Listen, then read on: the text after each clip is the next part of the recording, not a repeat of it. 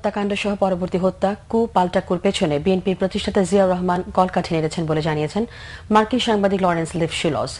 সামরিক আদালতে কর্নেল তাহেরের গোপন বিচারের বৈধতা চ্যালেঞ্জ করে হাইকোর্টে দায়ের করা রিটের শুনানি শেষে তিনি এই কথা জানান। আরো জানাচ্ছেন আলমগীর স্বপন। ৭৫ বঙ্গবন্ধু শেখ মুজিবুর রহমান হত্যাকাণ্ডের আগে ও পরে হত্যা পাল্টাকুর যে রক্তাক্ত অধ্যায় তার অন্যতম সাক্ষী ছিলেন মার্কিন সাংবাদিক লরেন্স লিফশুলজ। দীর্ঘদিন পর তিনি আবার এসেছেন বাংলাদেশে সামরিক আদালতে কর্নেল তাহেরের বিচারের বৈধতা চ্যালেঞ্জ করে দায়ের করা রিটের শুনানিতে সাক্ষী হিসেবে বক্তব্য দিতে। তবে আদালতে বক্তব্য উপস্থাপনের আগে তিনি জানান সে সময় কিভাবে কাদের ইন্ধনে একটি সদ্য স্বাধীন দেশে হত্যা ও কুর রাজনীতি চালু হয়েছিল। Rashid and Farouk and this group of majors had prior contacts with Zia prior to the August 15th. Had asked him to take the leadership, but Zia had temporized and taken a back seat and watched this, but yet was prepared to prevent the army from moving against them. Right? And at the same time, Zia had maintained contacts with certain people in the U.S. Embassy to have assurances that America would not be opposed to a change. তিনি আরো বলেন সাংবাদিক হিসেবে বাংলাদেশে কাজ করতে গিয়ে colonel তাহেরের সাথে তার পরিচয় হয়েছিল, যার স্বপ্ন ছিল গণতান্ত্রিক ও ধর্মনিরপেক্ষ বাংলাদেশ। অথচ তাকেই কারাগারের ভেতরে গোপন বিচারের মুখোমুখি করা হয়েছিল, যেখানে বিচারের আগে তার ফাঁসির রায় লেখা হয়েছিল। শুধু তাই নয়, ৭ই নভেম্বর যে বিপ্লব তাহের সৃষ্টি করেছিলেন তার অন্যতম সুবিধাভোগী ছিলেন সাবেক president Ziaur Rahman. General Zia had personally taken the decision to carry out Taher's execution before even the trial. So this raises, in other words, there was premeditation. It was premeditated. It was planned. So the question was, where was the crime? Was the crime not in the planning of a military man who felt he could take a decision on his own? তিনি কথা বলেন ১৯৭৭ সালে সেনাবাহিনীতে মুক্তিযোদ্ধা সেনা কর্মকর্তাদের হত্যার বিষয়েও। Intelligence bait and trap operation, trying to flush people out.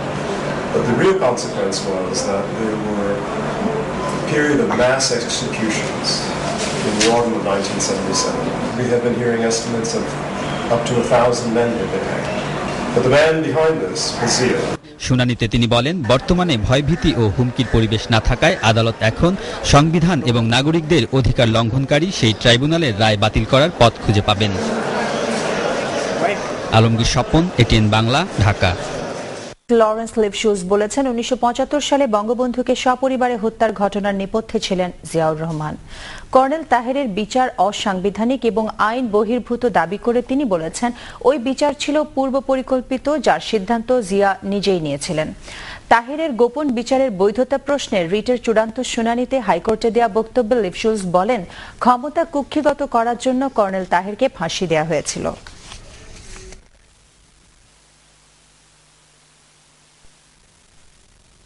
সামরিক আদালতে কর্নেল তাহেরের বিচার এবং ফাঁসি হয়েছে জেনারেল জিয়াউর রহমানের একক সিদ্ধান্তে। একই সঙ্গে সেই গোপন বিচার ছিল অবৈধ এবং অসাংবিধানিক। আদালতে সব বলেছেন সে সময় বাংলাদেশে আসা ফার ইস্টার্ন ইকোনমিক রিভিউর বিশেষ প্রতিনিধি লরেন্স লিফশুলস। সোমবার কর্নেল তাহেরের বিচারের বৈধতা চ্যালেঞ্জ করে হাইকোর্টে করা রিট আবেদনের শুনানিতে তিনি এসব বলেন। সেলিয়া সুলতানার রিপোর্ট। ১৯৭৬ সালে জিয়ার সামরিক শাসনামলে কারাগারের অন্ধকারে কর্নেল তাহের সহ ১৭ জনের বিচার করা হয় সবার অলক্ষ্যে, আর তা জেনারেল জিয়াউর রহমানের একক সিদ্ধান্তে হয়েছিল বলে জানান সে সময় বাংলাদেশ থেকে বহিষ্কৃত মার্কিন সাংবাদিক Lawrence লিফশুলস। General Zia had personally taken the decision to carry out Taher's execution before even the trial. So this raises, in other words, there was premeditation. It was premeditated. It was planned. So the question was, where was the crime? এই সময় তিনি বলেন সামরিক আদালতের সেই বিচার ছিল অবৈধ এবং অসাংবিধানিক। এই বিচার নিয়মতান্ত্রিক বিচার ছিল না কোনো official record. My conclusion is that it was a unconstitutional and illegal act, and that hopefully this court will assess this. There are no documents from this trial. There are no records of it. লিফশুজ বলেন 15ই আগস্টের পর বঙ্গবন্ধুর হত্যাকারীদের বিভিন্ন বক্তব্যের প্রেক্ষিতে জানা যায় 75 পরবর্তী সময়ে জিয়া নেপথ্যে মূল ভূমিকায় ছিলেন।